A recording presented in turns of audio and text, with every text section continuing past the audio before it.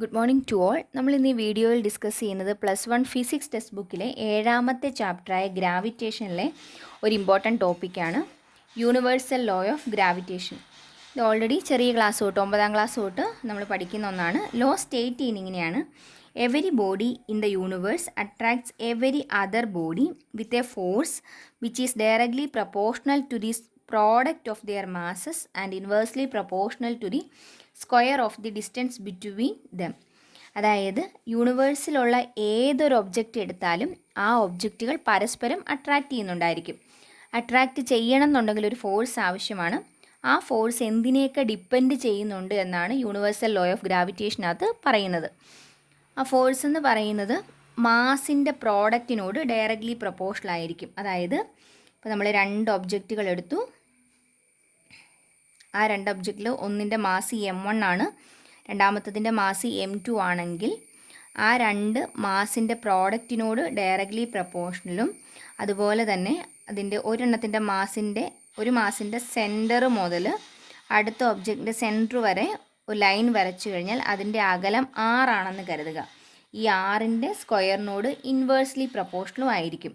അതായത് മാസ് കൂടുതലാണെങ്കിൽ ആ ഫോഴ്സ് ഓഫ് അട്രാക്ഷൻ കൂടി നിൽക്കും. അതുപോലെ തന്നെ ഡിസ്റ്റൻസ് കൂടുതലാണെങ്കിൽ ഫോഴ്സ് കുറവുമായിരിക്കും. അതായത് യൂണിവേഴ്സിലെ ഏതൊരു ഒബ്ജക്റ്റും പരസ്പരം അട്രാക്റ്റ് ചെയ്യുന്നുണ്ട്. അങ്ങനെയാണെങ്കിൽ നമുക്ക് വേണേൽ ചിന്തിക്കുക, ഇപ്പോൾ 2 പേന ഇവിടെ എടുത്ത് വെച്ച് കഴിഞ്ഞാൽ അത് പരസ്പരം അട്രാക്റ്റ് ചെയ്തിട്ട് കൂടിച്ചേരുന്നില്ല. കാരണം എന്താണ്? മാസുമായിട്ട് അത് ഡയറക്റ്റ്ലി പ്രൊപ്പോർഷണലാണ്. മാസ് കൂടുന്ന അനുസരിച്ചാണ് ഈ അട്രാക്റ്റീവ് ഫോഴ്സ് ആക്ട് ചെയ്യാൻ തുടങ്ങുന്നത്. അപ്പോൾ ചെറിയൊരു ഒബ്ജക്റ്റിൻ്റെ കേസിൽ അതിൻ്റെ മാസ് വളരെ കുറവായിരിക്കും, അതുകൊണ്ട് തന്നെ ആ ഫോഴ്സും വളരെ കുറവായിരിക്കും. എന്നാൽ ഇപ്പോൾ ഒരു പ്ലാനറ്റൊക്കെ പോലെയുള്ള ഏതെങ്കിലും ഒരു മാസീവായിട്ടുള്ളൊരു ഒബ്ജക്റ്റാണ് എടുക്കുന്നതെങ്കിൽ മാസ് കൂടുതലായതുകൊണ്ട് തന്നെ ഫോഴ്സ് കൂടി നിൽക്കും.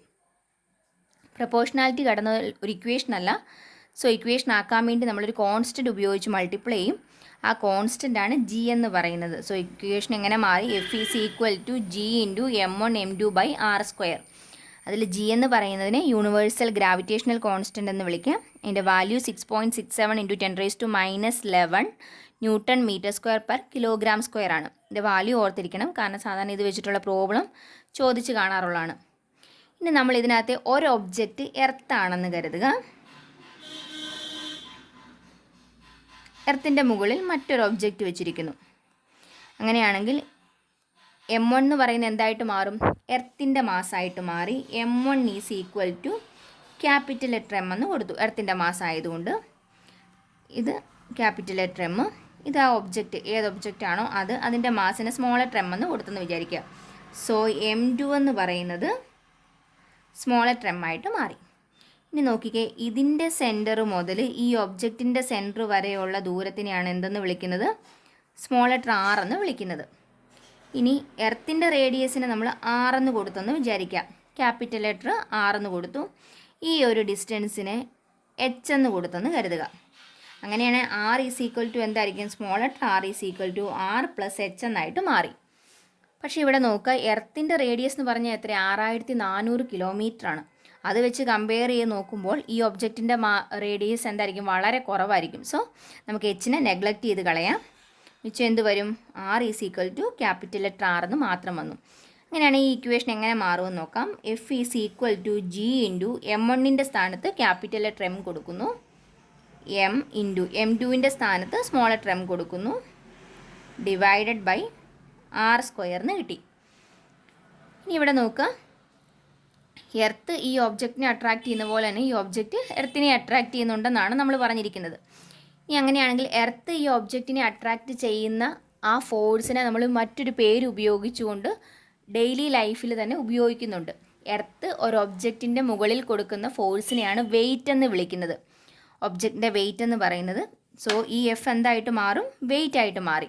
വെയിറ്റിൻ്റെ ഇക്വേഷൻ എന്താണ്? mg ആണ്. mg is equal to Gmm/r² എന്ന് കിട്ടി. ഇതിൽ നിന്നും ഈ സ്മോൾ ലെറ്റർ M കൂടെ കട്ട് ചെയ്ത് പോയിട്ട് മിച്ചം എന്ത് വന്നു? G is equal to Gm/r² എന്ന് വന്നു. ഇനി ഇവിടെ നോക്കിക്കുക, അങ്ങനെയാണെങ്കിൽ ഇതെന്താണ്? ആക്സിലറേഷൻ ഡ്യൂ ടു ഗ്രാവിറ്റി ആണ്. ആക്സിലറേഷൻ ഡ്യൂ ടു ഗ്രാവിറ്റി എന്തിനെയൊക്കെയാണ് ഡിപ്പെൻഡ് ചെയ്യുന്നത്?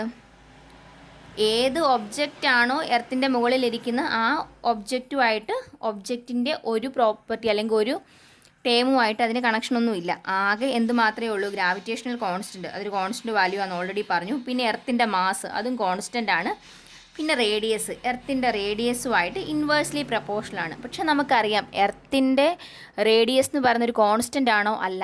ഈ ഫിഗറിൽ നമ്മൾ ഏതാണ്ട് ഒരു സ്പെറിക്കൽ ഷേപ്പിൽ വരച്ചെങ്കിൽ പോലും എർത്തിന് സ്പെറിക്കൽ ഷേപ്പ് അല്ല. സോ റേഡിയസ് മാറുന്നുണ്ട്. അതായത് എർത്തിൻ്റെ കേസിൽ എർത്തിൻ്റെ റേഡിയസ് വേരി ചെയ്തുകൊണ്ടിരിക്കുന്നുണ്ട്. അങ്ങനെയാണെങ്കിൽ G is inversely proportional to R square എന്ന് പറയാം. റേഡിയസ് കൂടുതലാണെങ്കിൽ ഗ്രാവിറ്റി അവിടെ കുറവായിരിക്കും. ഇവിടെ നോക്കിക്കേ, അതായത് നമ്മൾ എർത്ത് എടുക്കുമ്പം എർത്തിൻ്റെ ഇക്വേറ്ററിലാണ് ഒരു ഒബ്ജക്റ്റ് ഇരിക്കുന്നതെന്ന് കരുതുക. ഇക്വേറ്ററിൽ ഒബ്ജക്റ്റ് ഇരിക്കുമ്പോൾ എന്താണ്, അവിടെ റേഡിയസ് ഇക്വേറ്ററിൽ കൂടുതലാണ്. ഇക്വേറ്ററിൽ കൂടുതലാണ്, പോൾസിൽ റേഡിയസ് കുറവുമാണ്. സോ ഇക്വേറ്ററിലെ റേഡിയസ് കൂടുതലും പോൾസിലെ റേഡിയസ് കുറവുമാണ്. ഇനി റേഡിയസുമായിട്ട് ജിയുടെ ബന്ധം എന്താ, ഇൻവേഴ്സ്ലി പ്രപ്പോർഷണൽ ആണെന്ന് പറഞ്ഞു. അങ്ങനെയാണെങ്കിൽ ഇക്വേറ്ററിലിരിക്കുന്ന ഒരു ഒബ്ജക്റ്റിന് അനുഭവപ്പെടുന്ന ആക്സിലറേഷൻ ഡ്യൂ ടു ഗ്രാവിറ്റി എന്ന് പറയുന്നത് എങ്ങനെയായിരിക്കും, കുറവായിരിക്കും പോൾസിലെ വെച്ച് കമ്പയർ ചെയ്യുമ്പോൾ.